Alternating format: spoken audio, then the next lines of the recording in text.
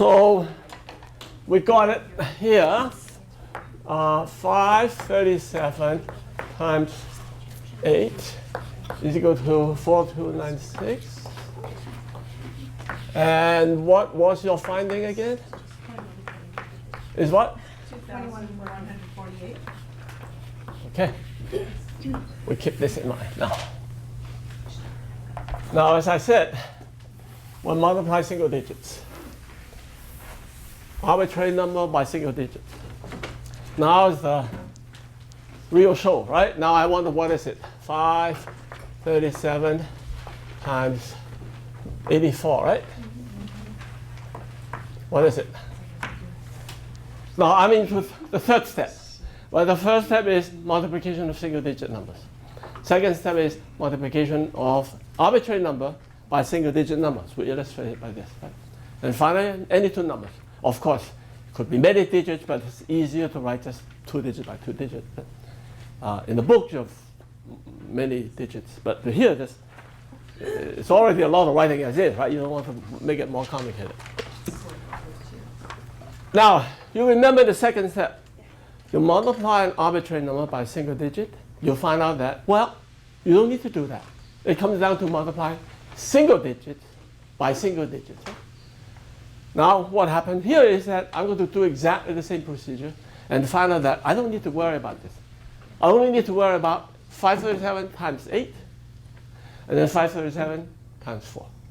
And which we know. That's why I write it down. Right?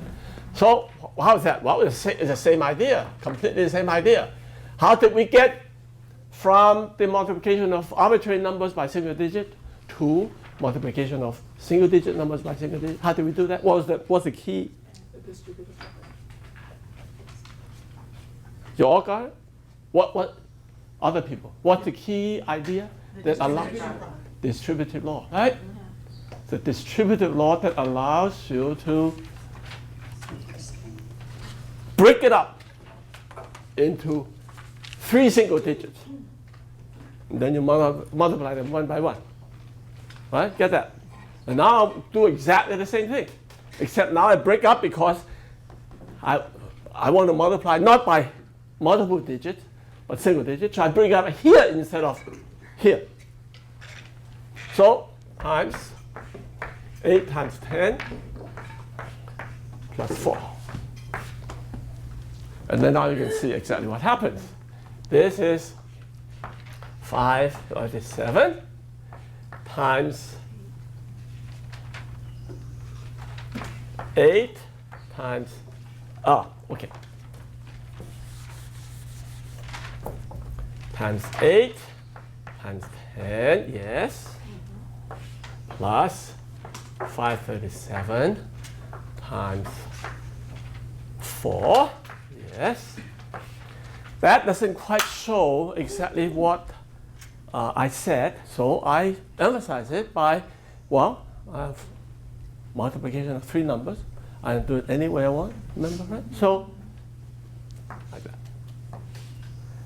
Then suddenly you see, knowing this means I'm done. Correct? Now let's see how it works. This is what? This is 4296, but it's times 10. And remember, when you multiply any number by, now this is why we paid all that attention to how you multiply an arbitrary whole number by a power of 10. Meaning 1, 0, 1, 0, 0, what are those numbers, right? All you do is attach the 0 to the end. You all knew the procedure, but I wanted to make sure you knew. Now you know the reason. That's fine. Because if you don't know this reason, then you're building this whole thing on something learned by rote, and that's not very good. This is an integral part of the reasoning. Right? So this is 42960 plus 2148. How does it work out? What is the normal multiplication algorithm? 84. The normal thing is what? You said, you do what we usually do, right? What about 8? 4, 2, 1, right? We've done it, right? Now, here is 8 times it.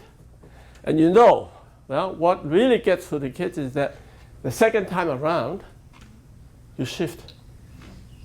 You shift not here, but instead of saying 4, 2, 9, 6, you don't do that, but you shift it to the left. Why do you shift to the left?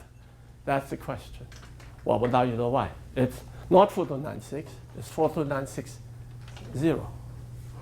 That's the reason. And you're adding. You see? When you add, then you line up the digits, right? So 4296.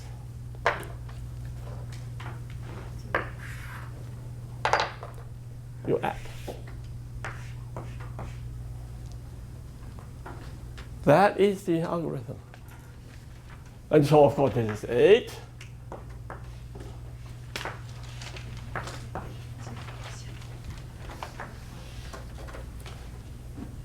And the whole purpose of this is to make sure you see why it shifts. 6 and 4, 10. 8. 6 and 4 is Oh, yeah, sorry. Hey, Aaron, where are you?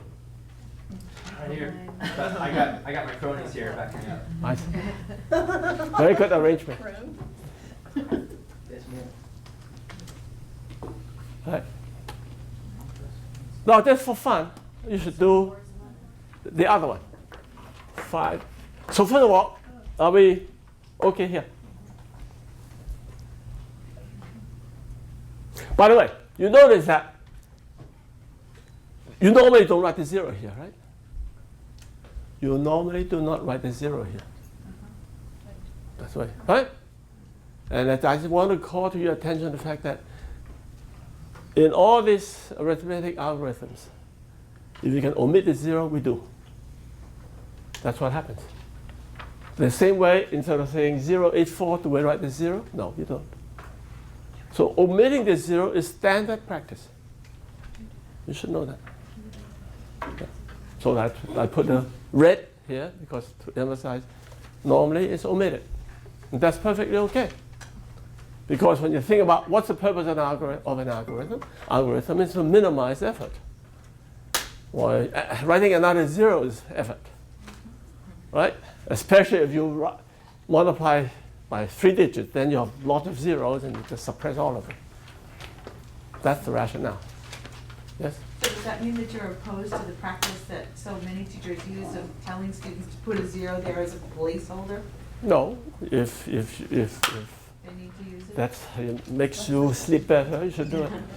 Yeah, exactly, then it corrects over mistakes. At some point, they should learn to omit it. You got All right, now you do the opposite. Try that. Please do this. Oh, sorry. Yeah. Well, maybe we should add 2. No, never mind.